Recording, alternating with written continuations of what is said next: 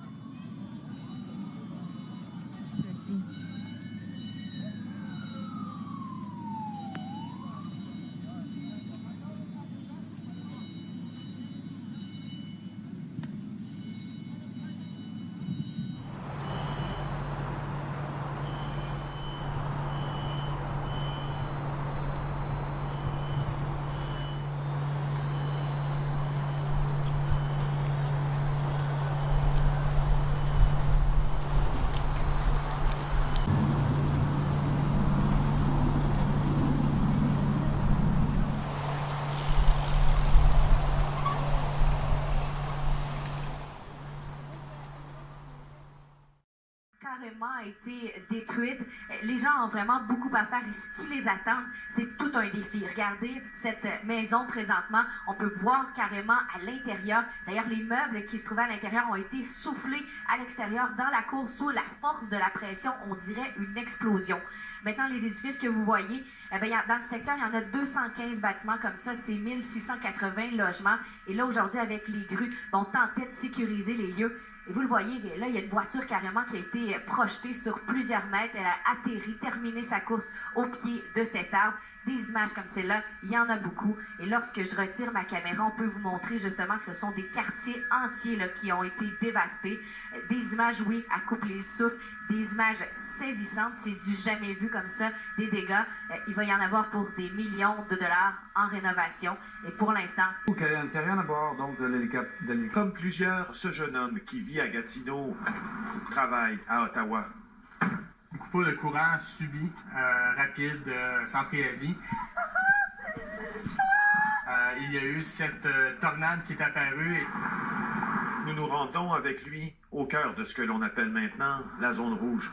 Oui, il y a une piste cyclable qui se donne juste à l'arrière du bâtiment. Zone interdite d'accès, mais Vincent Carl le Riche connaît une façon de s'y rendre. Après tout, il y habite. Ici, voiture soulevée, renversée, au cœur de la tornade, des charpentes arrachées. Qu'on ne connaissait pas ou quelqu'un qui avait besoin d'aide, des gens qui avaient tout perdu. Mais malgré ça, je crois que tout le monde était content d'être en vie.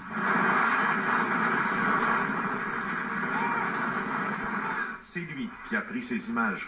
Elles ont fait maintenant le tour du monde. Lorsque la tornade a commencé, les vents violents ont frappé la vitre. Puis c'était cette fenêtre-ci que j'ai ouvert mon cellulaire pour prendre les images qu'on a pu voir. Une partie du balcon qui est maintenant arrachée. L'autobus transporteur, le premier, ça s'en va à Radisson. Vous êtes prêts? Plus de 200 habitations sont démolies. Plus de 600 personnes sont sinistrées. C'est au cégep de l'Outaouais qu'ils sont hébergés. Ça affecte beaucoup de familles. C'est ça, c'est triste. Le barbecue prévu pour une activité de financement scolaire servira à nourrir ceux qui n'ont plus rien. Oui, parce que ça revient. Quand je l'ai vu, la tornade, elle a posé quasiment à 10 pieds de moi. C'est impressionnant. J'ai vu les arbres se faire déraciner, les arbres monter en l'air, des tables de pique-nique qui sont boltées à terre puis qui ont vraiment comme détaché. La majorité des victimes traitées par les services d'urgence l'ont été pour choc nerveux. On peut comprendre. Ça serait pas parti au galerie, elle serait pas là aujourd'hui. C'est sa maison, il n'y a plus de toit, il n'y a plus rien. Là.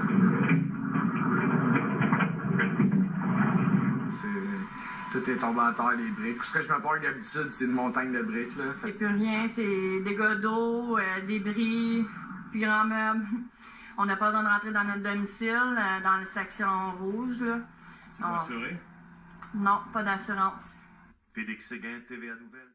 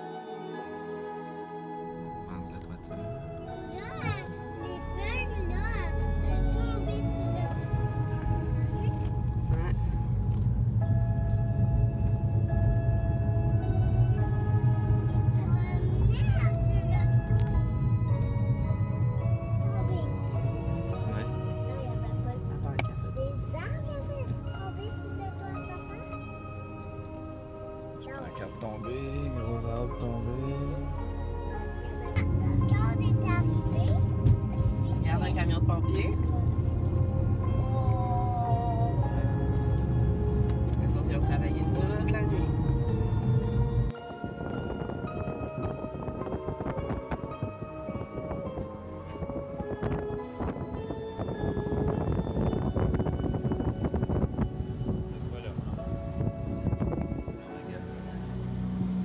Parce que je vais te voir 2 automobiles. Ouais. Peut-être pas d'électricité. Ou biscuits. Karine, elle a-tu de l'électricité, là? Karine, pourquoi ils ont pas d'électricité? On a pas d'électricité depuis 5 ans ici.